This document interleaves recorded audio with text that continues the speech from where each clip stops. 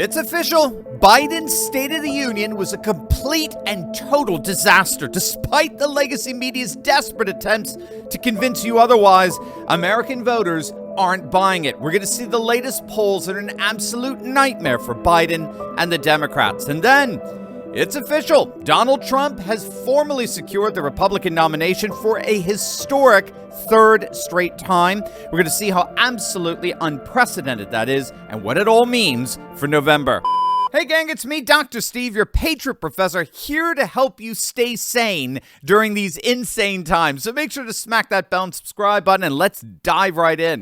First, gang, I want to make sure I see you this Friday for a special online event on election integrity. You know that with Biden's collapsing poll numbers, Democrats are going to try to pull off another 2020 all over again.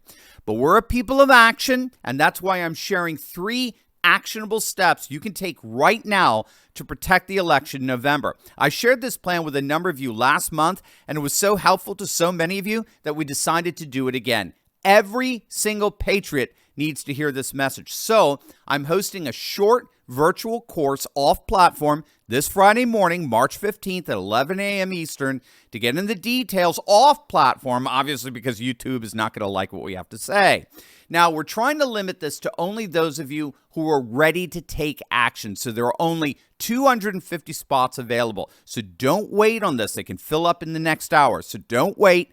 Click on that link in the description to register now before those virtual seats get filled up. It's vitally important this message gets disseminated far and wide so we can continue to ride the Trump train all the way to the White House. Click on that link in the description below or go to election.turleytalks.com right now to snag a seat.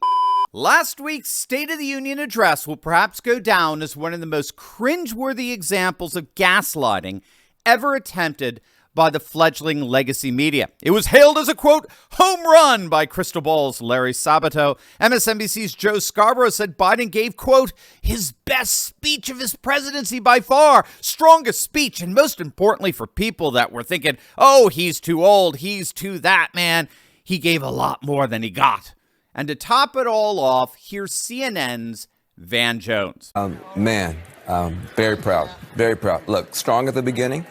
Strong on Ukraine, strong about January 6th, strong in the middle. He put his chest out for those Republicans. He ain't scared of the Republicans. He said, hey, let's fight right now about the border. Let's fight right now about these tax cuts for gazillionaires. Strong at the end, owning his age issue. I thought that was a remarkable, fiery, powerful, vigorous guy. Now, despite those desperate attempts at convincing you that this was the greatest speech imaginable, the polls are now in.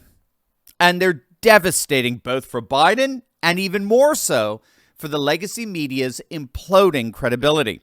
We now have 3 national polls that have come out since Biden's State of the Union fiasco, and all 3 confirm that it did nothing whatsoever to move the needle in the court of public opinion. Yahoo News has Trump up by 3, Forbes has Trump up by 4, and Morning Consult has Trump up by 1, representing a 2-point bump for Trump. In fact, 538 went even further. Not only did their analysts note that Biden got no State of the Union bump, his updated approval rating average is as of today at a new all-time low. How's that for adding insult to injury? Not only did he not get a bump, his approval rating now has hit a new bottom. Now, we saw it in real time right after the speech, again, despite the best efforts by the legacy media to convince us otherwise. The speech actually got the worst polling seen in a quarter of a century. This according to the Washington Post. Now, keep in mind that most people who tune into a State of the Union speech are already generally supporters of the president giving it, which makes the low poll numbers even worse for Biden. Now, why are we harping on this? Well, for 2 reasons. First and foremost, remember, this was supposed to be Biden's comeback moment, right? That's how the speech was all hyped up by the legacy media leading up to it. That's why they were doing everything they possibly could to salvage it.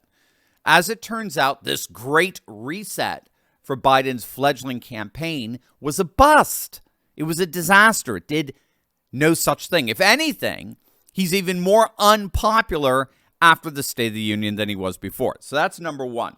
Number 2, The post-speech polling further indicates that the legacy media really has lost their hold on American popular opinion. Historically, the legacy media has been theorized as the primary agenda-setting institution in our nation. Agenda-setting theory is the technical term for how the media actually sets the political agenda, not politicians or lobbyists. It's the media that has historically framed the issues of the day with a narrative that used to have profound influence on how mass populations viewed the world. Those days are over. And again, we have polling to prove it. According to Gallup, just 16% of respondents had a great deal or quite a lot of confidence in newspapers. That's the first time on record that such confidence has fallen under 20%. But only 11%, get that, 11% had the same confidence in the trustworthiness of television news. Gallup has been tracking trust in the newspaper media since 1973 and in televised news since 1993. And in all of those intervening years, never, according to Gallup, never have we seen polling this low in terms of media trust. The fact that we're now seeing such a massive discrepancy between how the legacy media received that State of the Union speech versus how the vast majority of the nation received it simply confirms that their agenda-setting role in American society appears to have largely come to an end. The legacy media's role in shaping popular opinion really is no more. So what do you think? Have we finally arrived at the end of the era of the legacy media? Let us know in the comment section below. All right, we need to talk about the amazing achievement that happened last night, or better, in the early morning hours, and that, of course, is President Trump officially securing the Republican nomination for the third straight time. It was historic. Not since FDR have we seen someone nominated by the same party 3 times in a row. Now, Rich Barris of the People's Pundit noted that we have seen others get nominated 3 times, but not necessarily in a row, and not even in the same party. Nixon, of course, got the nomination back in 1960, and then again 8 years later in 68 and 72. And that 72 election, remember, was the single biggest landslide election in American history. Could we be seeing something like that in November? Well, the partisanship that's been solidified since 72 makes that highly unlikely.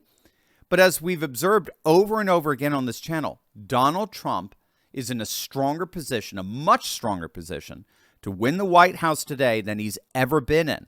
And that's why we can be sure that the Democrats are going to be more intent than ever to try to pull off the same kind of shenanigans they pulled off in 2020. So make sure to click on that link below and register for our online event this Friday, March 15th at 11 a.m. Eastern, to learn what you can do to make sure that doesn't happen.